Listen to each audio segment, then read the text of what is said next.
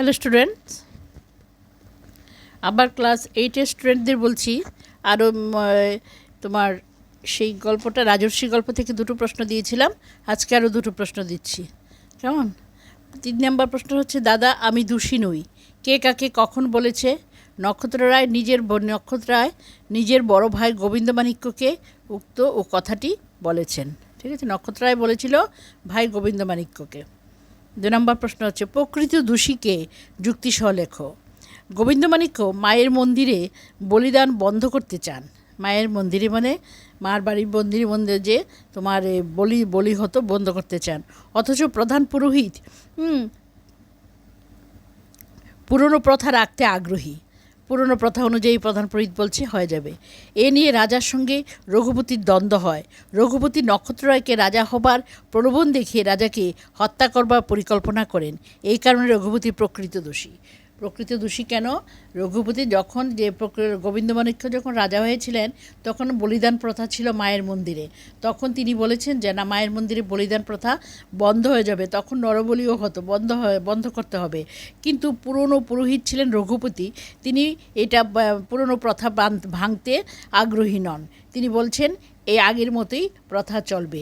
এ নিয়ে রাজার সঙ্গে রঘুপতির একটু দ্বন্দ্ব হয়, মানে একটু কথা কাটাকাটি হয়। তখন রঘুপতি চিন্তা করে তার নক্ষত্ররায়কে রাজা হবার প্রলোভন দেখায়, যে তুমি রাজা হও তাহলেই হবে।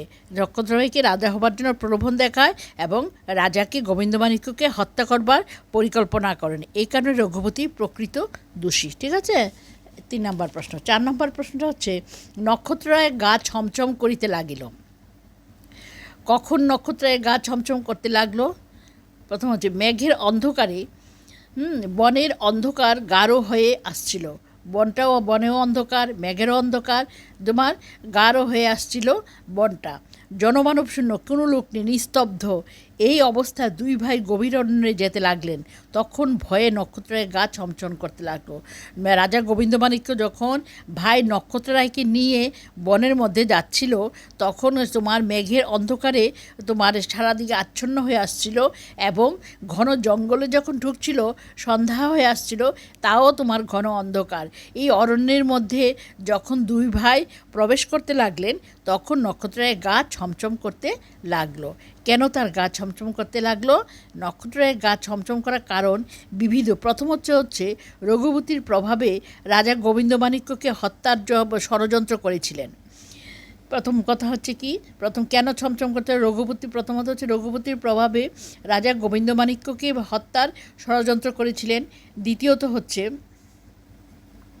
মেঘের অন্ধকারে জনমানব শূন্য, নিস্তব্ধ হয়ে আছে, কোনো আওয়াজ নেই। তৃতীয়ত হচ্ছে রাজা কি আর ষড়যন্ত্র জেনে কঠিন শাস্তির জন্য নির্জন বনের সঙ্গে করে নিয়ে এসেছেন? ভয় হচ্ছে রাজা কি জানে তার ষড়যন্ত্রের কথা? তার জন্য কি তাকে কঠিন শাস্তি দেওয়ার জন্য নির্জনে নিয়ে আসছেন? সেই সব চিন্তা নক্ষত্ররায়কে দুর্বল করে দিয়েছিল, সেই জন্য তার গা ছমছম করেছিল। প্রথমটা কি? প্রথমত হচ্ছে নক্ষত্রের প্রথমটা হচ্ছে রঘুপতির প্রভাবে রাজা গোবিন্দমাণিক্যকে হত্যার ষড়যন্ত্র করেছিল। দ্বিতীয়ত হচ্ছে মেঘের অন্ধকারে জনমানব শূন্য, নিস্তব্ধ হয়ে আছে চারিদিক। তৃতীয়ত হচ্ছে রাজা কি জানতো যে রঘুপতির প্রভাবে, রঘুপতির ষড়যন্ত্রে যে রাজাকে সে মারতে চায়, সেই জন্য তাকে নির্জন বনে নিয়ে যাচ্ছেন। সেই সব দুশ্চিন্তা নক্ষত্ররায়ের মনে আসছিল এবং দুর্বল করে দিয়েছিল, সেই জন্য তার গা ছমছম করেছিল। ঠিক আছে স্টুডেন্টস, আশা করি তোমরা বুঝতে পেরেছো। তোমাদের রাজর্ষি গল্প থেকে যে প্রশ্নগুলি দিয়েছি, এই প্রশ্নগুলি তোমরা 4টা প্রশ্নই খাতায় লিখে নেবে এবং শিখে নেবে। ঠিক আছে, আর আশা করি ভালো আছো। যদি ভিডিওটা ভালো লাগে লাইক শেয়ার করতে ভুলবে না এবং কমেন্ট করতেও বলবে না। সাবস্ক্রাইব অবশ্যই করবে, তাহলেই পেয়ে যাবে। কেমন? Good night.